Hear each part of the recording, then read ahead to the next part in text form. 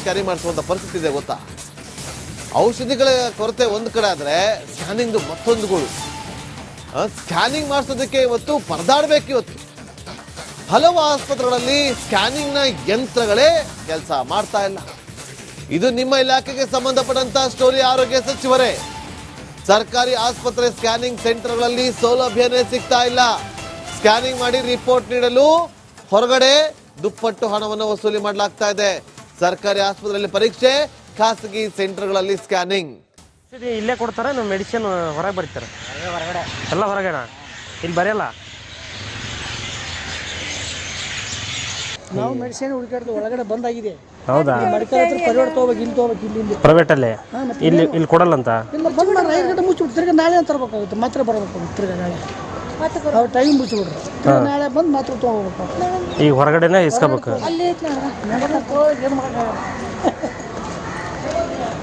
ಅಣ್ಣ ಔಷಧಿ ಇಲ್ಲೇ ಕೊಡ್ತಾರೆ, ನೀವು ಮೆಡಿಸಿನ್ ಹೊರಗೆ ಬರ್ತಾರೆ? ಹೊರಗಡೆ ಎಲ್ಲ ಹೊರಗಡೆ, ಇಲ್ಲಿ ಬರೆಯಲ್ಲ.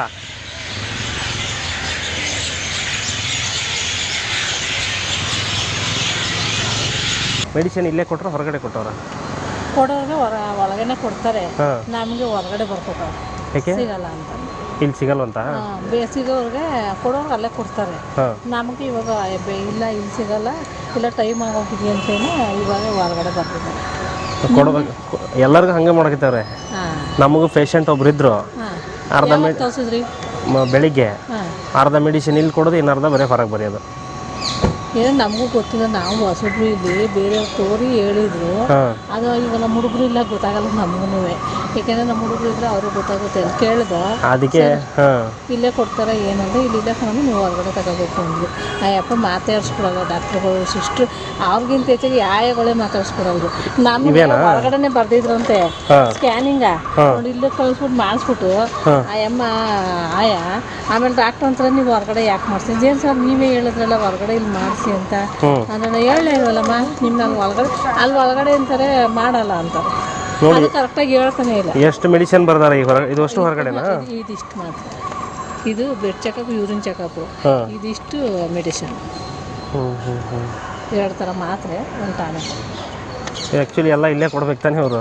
ಲೆಕ್ಕ ಅಲ್ಲೇ ಕೊಡ್ಬೇಕು. ಇಲ್ಲಿ ಮೆಡಿಸಿನ್ ಇದು ಇದಕ್ಕೆ ಸೇರಿದ್ದ, ಹಾಸ್ಪಿಟ್ಲಿಗೆ ಸೇರಿದ್ದ? ಹಾಸ್ಪಿಟ್ಲಿಗೆ ಸೇರಿದ, ದುಡ್ಡು ಕೊಡ್ಬೇಕು. ಇದಕ್ಕೆ ದುಡ್ಡು ಕೊಡ್ಬೇಕಾ?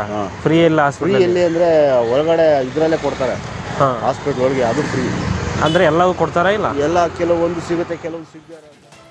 ಮತ್ತಷ್ಟು ಮಾಹಿತಿಯನ್ನು ಕೊಡೋದಕ್ಕೆ ನಮ್ಮ ಪ್ರತಿನಿಧಿ ರೆಹಮಾನ್ ನೇರ ಸಂಪರ್ಕದಲ್ಲಿ ಜಾಯ್ನ್ ಆಗಿದ್ದಾರೆ. ರೆಹಮಾನ್, ಇವತ್ತು ಬಡವರ ಪಾಲಿಗೆ ನಮ್ಮ ಸರ್ಕಾರ ಇರುತ್ತೆ ಅಂತ ಹೇಳಿಕೊಳ್ಳುವಂಥ ಸರ್ಕಾರ ಇದನ್ನು ಯಾಕೆ ಗಮನ ಹರಿಸ್ತಾ ಇಲ್ಲ? ಆರೋಗ್ಯ ಸಚಿವರು ಯಾಕೆ ಇದನ್ನು ಗಮನ ಹರಿಸ್ತಾ ಇಲ್ಲ? ಎಲ್ಲಿ ಎಡವಟ್ ಆಗ್ತಾ ಇದೆ? ಇದು ಯಾರ ನಿರ್ಲಕ್ಷ್ಯ? ಬರುವಂಥ ಅನುದಾನ ಎಲ್ಲ ಏನಾಗುತ್ತೆ? ರೆಹಮಾನ್.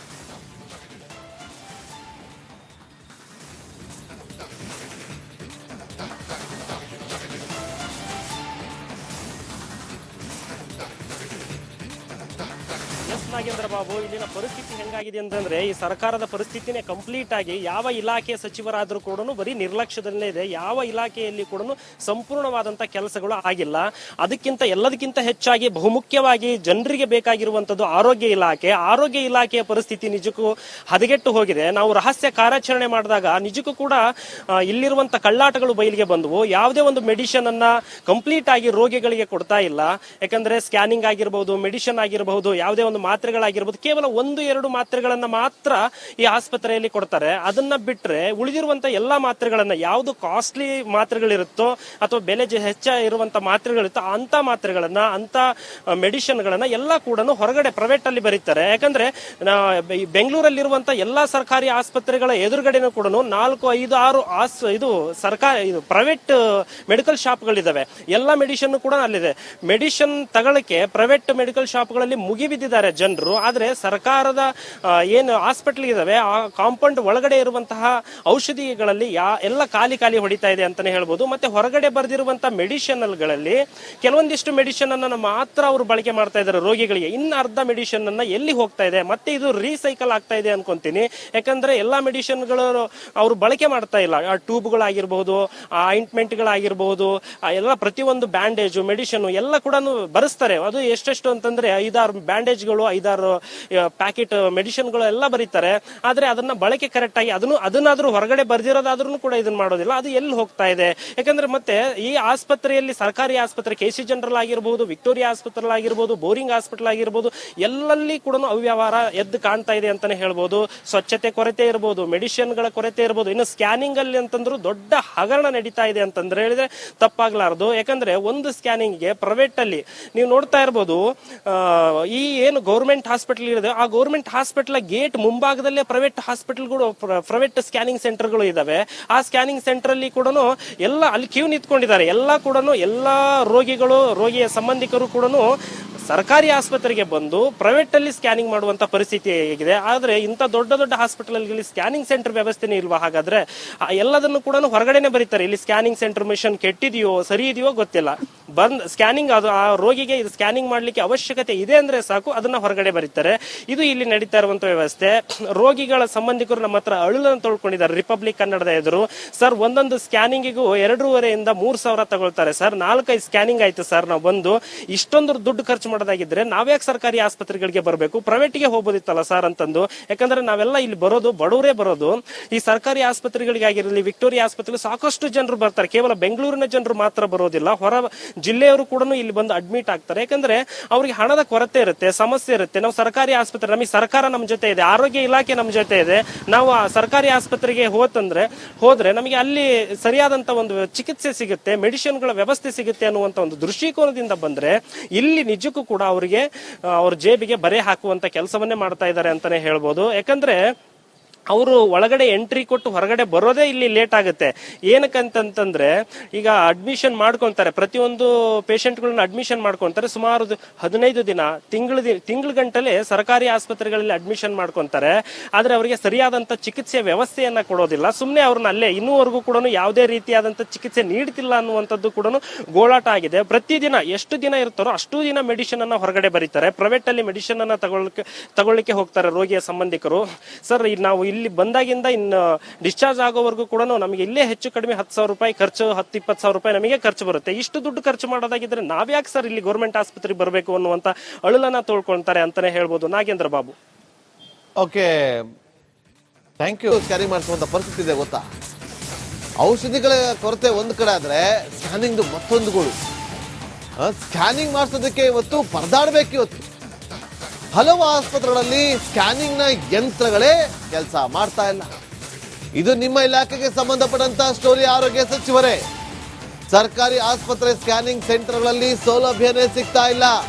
ಸ್ಕ್ಯಾನಿಂಗ್ ಮಾಡಿ ರಿಪೋರ್ಟ್ ನೀಡಲು ಹೊರಗಡೆ ದುಪ್ಪಟ್ಟು ಹಣವನ್ನು ವಸೂಲಿ ಮಾಡಲಾಗ್ತಾ ಇದೆ. ಸರ್ಕಾರಿ ಆಸ್ಪತ್ರೆಯಲ್ಲಿ ಪರೀಕ್ಷೆ, ಖಾಸಗಿ ಸೆಂಟರ್ಗಳಲ್ಲಿ ಸ್ಕ್ಯಾನಿಂಗ್. ಇಲ್ಲೇ ಕೊಡ್ತಾರೆ, ನಾವು ಮೆಡಿಸಿನ್ ಹೊರಗೆ ಬರೀತಾರೆ. ಎಲ್ಲ ಹೊರಗಡೆ, ಇಲ್ಲಿ ಬರೆಯಲ್ಲ.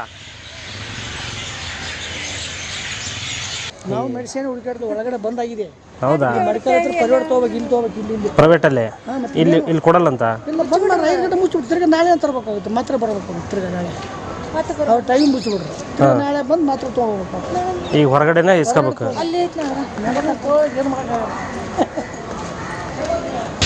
ಅಣ್ಣ, ಔಷಧಿ ಇಲ್ಲೇ ಕೊಡ್ತಾರೆ, ನಾವು ಮೆಡಿಸಿನ್ ಹೊರಗೆ ಬರೀತಾರೆ. ಎಲ್ಲ ಹೊರಗಡೆ, ಇಲ್ಲಿ ಬರೆಯಲ್ಲ.